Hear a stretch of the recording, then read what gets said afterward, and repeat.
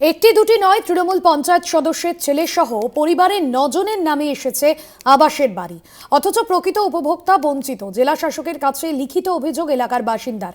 কুলপি বিধানসভার ঢোলা গ্রাম পঞ্চায়েতের পঞ্চায়েত সদস্য মমতাজ বিধি মিস্ত্রি মানুষ প্রধান প্রতিনিধি রয়েছেন ফোন লাইনে।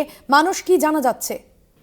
দেখো ভাস্কর, তোমাকে প্রথমে বলে রাখি যে কুলপি বিধানসভার যে ঢলা থানার অন্তর্গত দাড়িকৌতলা গ্রাম পঞ্চায়েতের মমতাজ বিবি মিস্ত্রি নামে যে পঞ্চায়েত সদস্য রয়েছে, তার সদস্য যে আত্মীয় ও তার ছেলের নামে যে 9টি ঘর, এক দুটি নয়, আবাস যোজনা 9টি ঘর রয়েছে তাদের নামে তালিকায় এসছে।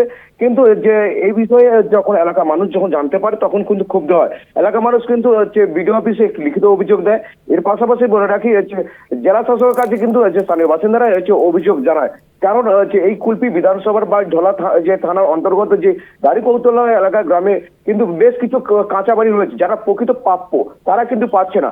শাসক দল বলেই তারা পাচ্ছে বলে এমনই অভিযোগ করছে এলাকার মানুষ। কিন্তু যে এ বিষয়ে মমতাজ বিবি যে মিস্ত্রি নামে যে সদস্য রয়েছে তার সঙ্গে কথা বলে যেটা জানা গেছে, তিনি জানাচ্ছে যে 2018 সালে যে আবাস যোজনার নাম লিস্টে করা হয়েছে, সেই লিস্টে কিন্তু তখন নাম তোলা হয়েছে, তখন কিন্তু তাদের পাকা বাড়ি ছিল না। এই 2 বছর আগে কিন্তু পাকা বাড়ি হয়েছে।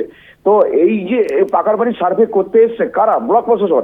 আর সেই ব্লক প্রশাসন তো আমরা ছিলাম না, ব্লক প্রশাসন থেকে সার্ভে করতে এসছে।